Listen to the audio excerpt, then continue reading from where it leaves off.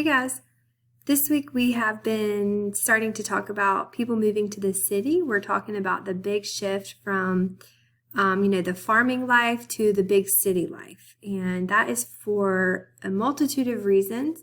There are going to be positive effects of the city. There are going to be negative effects of the city.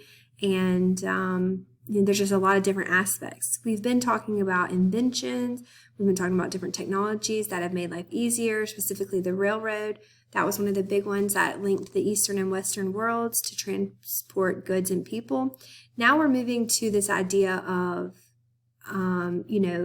factories, people working in factories, the need for more workers, more laborers. We are talking about why people would move to the city. The amount of jobs available is going to be a big reason. And then also things like indoor plumbing and electricity. Those are going to be really big factors in people's decision to move to the city. So this is the first time that we see a big shift from an agricultural, farming society living in those areas to a more city life. So we're really talking about the time period from about 1870 to 1900, give or take a few years here and there. But we see a large shift of people moving to the city. So very exciting. Like I said, indoor plumbing and electricity are going to be some positive, some encouraging aspects or reasons that people move to the city. But there are also some negative aspects. And just to name a few, there's going to be overcrowding. We talked about the tenement houses, those systems that people, the slums where people live, it's not going to be that good. There's going to be sanitation issues.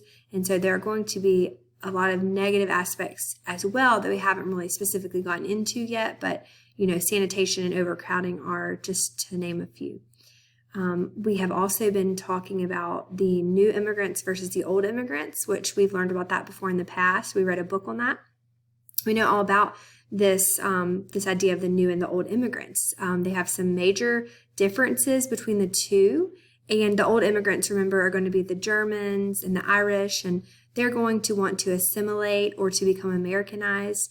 They're going to be okay with their children growing up American. They're going to be okay with their children marrying Americans. They're going to want to be a part of American culture, and they usually came over here as families, and they came with the intentions of staying. Most of them were Protestants. They were families, Protestants. They wanted to stay here. They wanted to be Americanized. And so that is, the group that we identify as the old immigrants. Now, fast forward to this time period, you have the new immigrants. That's going to be people from Eastern Europe, Asia. Specifically, we talk a lot about the Chinese at this time period. And that's because, we have the first piece of immigration legislation passed at this time period, which is the Chinese Exclusion Act, where it excludes Chinese people from immigrating to America. And the U.S. government said they did that for their protection because they were being tormented and harassed by different people, specifically the Irish, who ironically themselves were also immigrants. So both groups of people were immigrants, but the Irish, considered themselves to be more superior, more American. So anyways, the new immigrants that I just described, Eastern Europeans and Asians that come over here, they are going to be, they're going to come over usually single as, young men. A lot of men come over and they have this idea to, either stay for a little bit of time and then go back home with their money, or they stay here and they send their money back home. Like I said, they're single. They don't come with families. So the Americans and other people think that's kind of a threat. They're worried about their children. It's just, when the new immigrants did come over as families, they didn't want their children to be Americanized. They didn't want them to marry Americans. They wanted them to stay in their specific cultures with, people similar to them.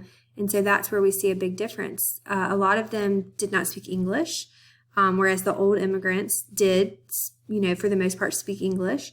And they were different religions. They weren't Protestant. They were Catholic or Jewish. They were of different religious backgrounds, and so it wasn't the same as what the Americans were familiar to, or the old immigrants were familiar to. So they're just kind of broken down into two columns, right? The old immigrants and the new immigrants. So make sure you know who those groups are, how they're identified, and just different characteristics of each group. There's a really good chart that I actually put on your chapter 25 OneNote. So look at that and you can see the comparison of the two. So the city life, or a big shift in city life, we're talking about the different inventions, factors that made it easier. We're talking about the new immigrants and the old immigrants. We're going to start talking about legislation for immigration reform, prohibiting immigration, different things like that we're going to be talking about. And then we're going to be talking about the cities. So whereas the farms kind of grew out and grew wide, cities grew up. And that's thanks to these new inventions such as, stronger steel, the elevator brake, so cities are built up thanks to skyscrapers. So remember that, the farms were built out and cities were built up. So that's how you're able to have such a large population of people in such a smaller area, because they build them up. And so that's very interesting. So that's kind of where we are. That's what we've been talking about. Just some things that we will continue to talk about.